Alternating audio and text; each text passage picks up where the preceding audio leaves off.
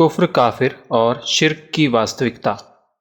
इस्लाम में कुफ्र और काफिर कुछ विशेष पारिभाषिक शब्दों में से दो शब्द हैं।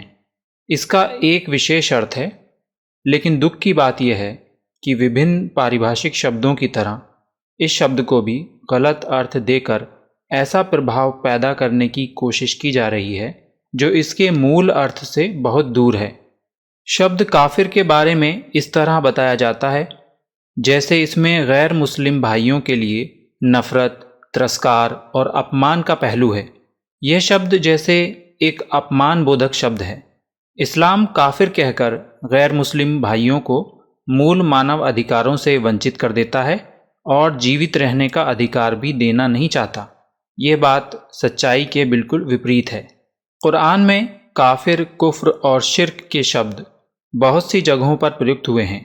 कुफ्र के अर्थ अवसर के अनुसार विभिन्न होते हैं, जैसे इनकार, अवज्ञा, कृतज्ञता, निरादर और नाकदरी, सच्चाई को छिपाना और अधर्म आदि।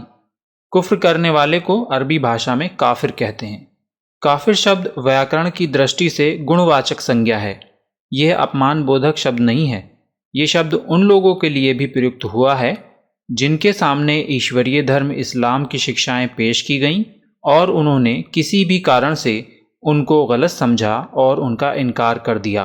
कुफ्र का शब्द उन लोगों के लिए भी प्रयुक्त हुआ है जो अपने को इस्लाम का अनुयायी और मुसलमान कहते थे, परंतु इस्लाम के प्रति निष्ठावान ना थे।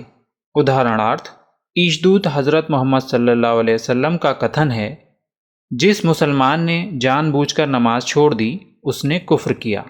कुरान में कहा गया है, जो लोग अल्लाह के भेजे हुए निर्देशों के अनुसार फैसला ना करें वे काफिर हैं। उपर्युक्त शिक्षाओं में संबोधन साफ तौर पर उन लोगों से है जो इस्लाम के अनुयायी होने का दावा करते थे और अपने को मुसलमान कहते थे, परंतु वे इस्लाम के प्रति निष्ठावान ना थे। कुरान में एक जगह है जिसने तागूत यानी काल्पनिक देवों का कुफ्र यानी इनकार किया और अल्लाह को मान लिया। उसने एक ऐसा मजबूत सहारा थाम लिया जो कभी टूटने वाला नहीं।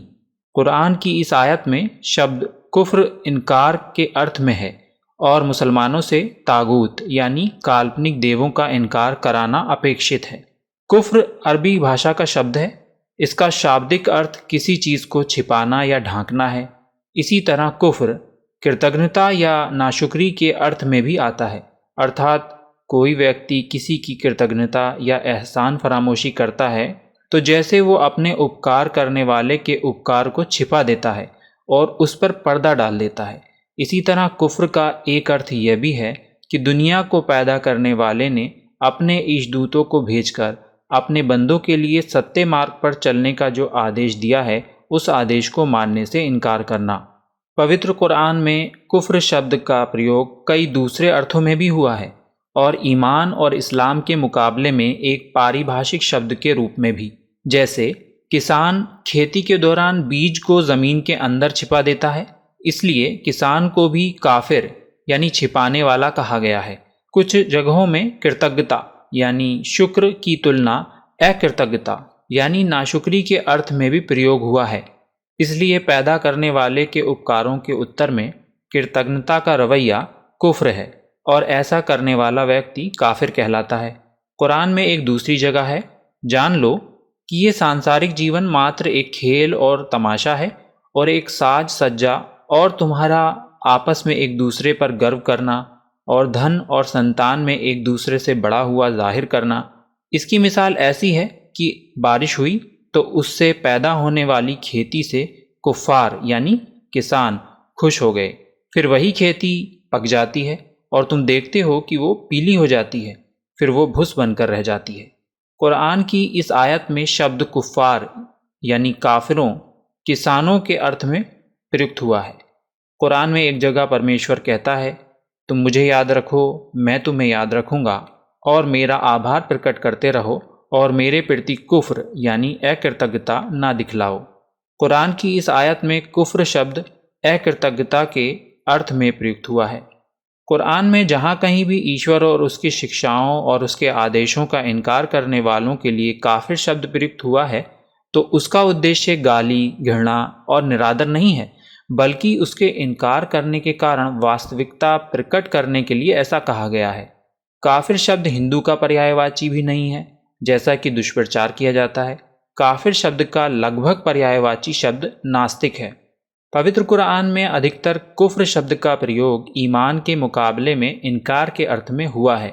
धर्म पर विश्वास न रखने वाले लोगों के लिए हर धर्म ने विशेष शब्दावली का प्रयोग किया है। उदाहरण के लिए, जो व्यक्ति हिंदू परिवार में पैदा हुआ है लेकिन धर्म में विश्वास नहीं रखता है, उसे नास्तिक कहते हैं। इसी तरह हर धर्म में उस धर्म की मौलिक धारणाओं एवं शिक्षाओं को मानने वालों और ना मानने वालों के लिए अलग अलग विशेष शब्द प्रयुक्त किए जाते हैं। जैसे हिंदू धर्म में उन लोगों के लिए नास्तिक, अनार्य, असभ्य, दस्यु और मलिच्छ शब्द प्रयुक्त हुए हैं जो हिंदू धर्म के अनुयायी ना हो। कुफ्र का अर्थ है सच्चाई पर पर्दा डालना। सारी नेमतें अल्लाह ईश्वर की दी हुई हैं। इस सच्चाई पर पर्दा डालकर इन नेमतों का संबंध दूसरों से जोड़ना, अल्लाह को छोड़कर दूसरों का आभारी बनना कुफ्र का तरीका है। अब ये बात स्पष्ट हो जाती है कि शब्द काफिर में तिरस्कार और अपमान का कोई पहलू नहीं है। इस्लाम सैद्धांतिक रूप से सत्य धर्म को मानने और ना मानने वालों के बीच अंतर स्पष्ट करता है, ताकि इस्लामी आदेशों को लागू करने के मामले में दोनों के साथ अलग अलग बर्ताव किया जा सके। इस्लाम को मानने वालों को इसका पाबंद बनाया जा सके और ना मानने वालों को इसकी पाबंदी से अलग रखा जाए।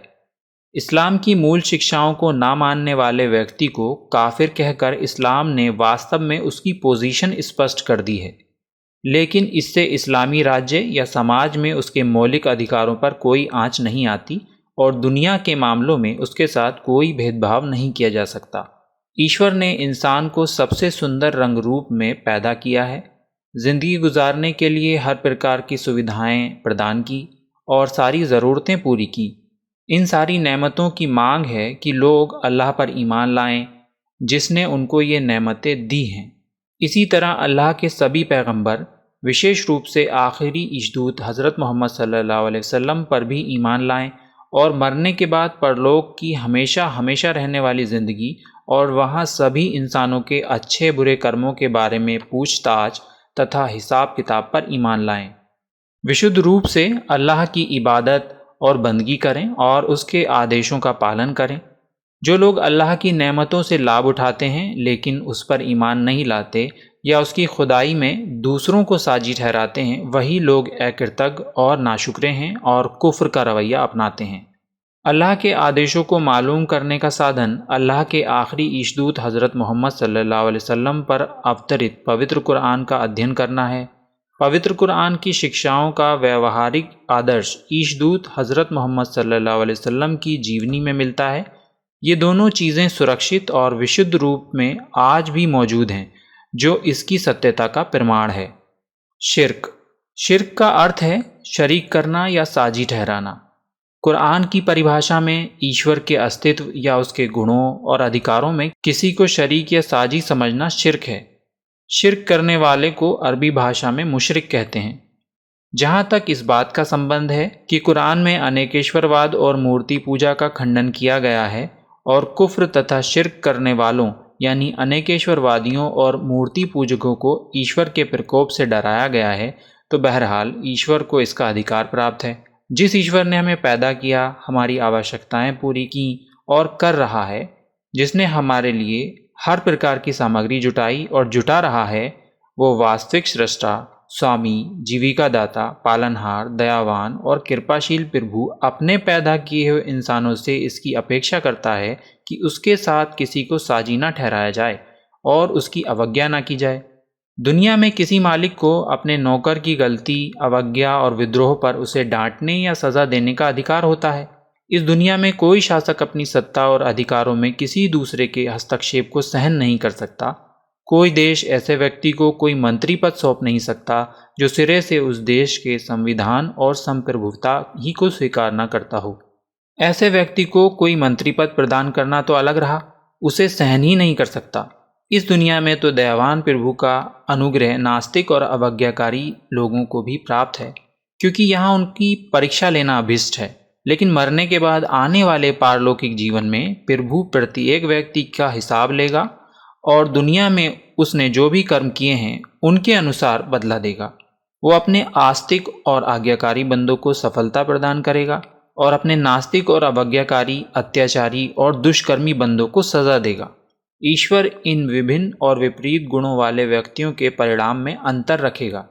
अपने मानने वाले आस्तिकों, आज्ञाकारियों और सदाचारियों को इनाम यानी स्वर्ग प्रदान करना और इनकार करने वाले अवज्ञाकारियों, विद्रोहियों, अत्याचारियों और नास्तिकों को सजा यानी नरक देना तो सर्वथा सत्य और न्याय संगत है। अब हमें इस बात पर गौर और चिंतन मनन करने की बहुत ज़रूरत है कि अल्लाह के एहसानों और नेमतों यानी उपकारों और कृपादानों से हम हर समय लाभ उठा रहे हैं। उसकी अनगिनत नेमतों से फ़ायदा उठाते हुए हमें क्या सलूक अपनाना चाहिए? क्या हम अल्लाह का इनकार कर सकते हैं? क्या उसके एहसानों और नेमतों में अल्लाह के साथ किसी दूसरी हस्ती या हस्तियों को साझी बना सकते हैं? ये बहुत बड़ा पाप होगा। अल्लाह कुरान में फरमाता है, और जिन लोगों ने इनकार यानी कुफ्र किया उनके लिए नरक की आग है, ना उनका किस्सा ख़त्म कर दिया जाएगा कि मर जाएं, और ना उनके लिए जहन्नुम के अजाब में कोई कमी की जाएगी। इस तरह हम बदला देते हैं हर उस व्यक्ति को जो इनकार यानी कुफ्र करने वाला हो। वे वहाँ चिल्ला चिल्ला कर कहेंगे कि ए हमारे रब, हमें यहाँ से निकाल ले ताकि हम अच्छे कर्म करें, उन कर्मों से भिन्न जो पहले करते रहे थे। उन्हें जवाब दिया जाएगा, क्या हमने तुमको इतनी उम्र ना दी थी जिसमें कोई शिक्षा ग्रहण करना चाहता तो शिक्षा ग्रहण कर सकता था, और तुम्हारे पास चेतावनी देने वाला भी आ चुका था। अब मज़ा चखो, जालिमों का यहाँ कोई सहायक नहीं। कुरान में एक दूसरी जगह अल्लाह फरमाता है, अगर तुम इनकार यानी कुफ्र करो तो अल्लाह तुमसे बेनियाज यानी निस्पृह है, लेकिन वो अपने बंदों के लिए इनकार यानी कुफ्र को पसंद नहीं करता, और अगर तुम कृतज्ञता दिखाओ तो उसे वो तुम्हारे लिए पसंद करता है। कोई बोझ उठाने वाला किसी दूसरे का बोझ ना उठाएगा। अंततः तुम सबको अपने रब की ओर पलटना है, फिर वो तुम्हें बता देगा कि तुम क्या करते रहे हो। वह तो दिलों का हाल तक जानता है।